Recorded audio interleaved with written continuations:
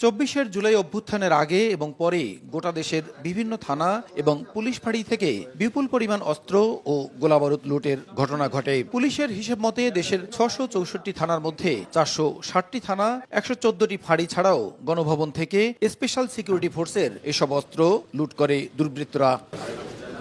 এরপর বিভিন্ন সময়ে কখনো যৌথভাবে কখনো এককভাবে সবগুলো বাহিনী অভিযান পরিচালনা করে গোটা দেশে। লুট হওয়া অস্ত্রের বড় অংশ উদ্ধার হলেও এখনো হদিশ মেলেনি 1300-র বেশি অস্ত্র এবং 2.5 লাখের বেশি গোলাবারুদের।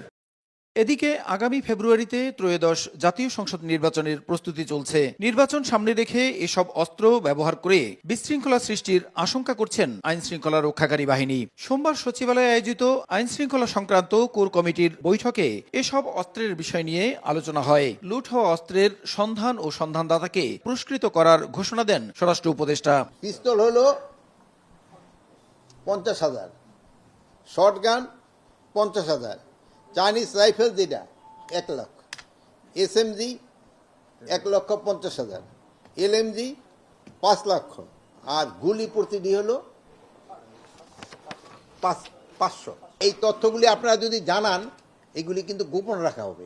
অবৈধ অস্ত্র ছাড়াও সমসাময়িক পরিস্থিতি নিয়ে কথা বলেন স্বরাষ্ট্র উপদেষ্টা। নিয়োগ বাণিজ্য ও দুর্নীতি বন্ধে সব ধরনের উদ্যোগ নেওয়া হচ্ছে বলেও জানান তিনি। চেয়ারে বসার পরে আমাদের আত্মীয় স্বজন বন্ধু বান্ধবের সংখ্যা বেড়ে গেছে।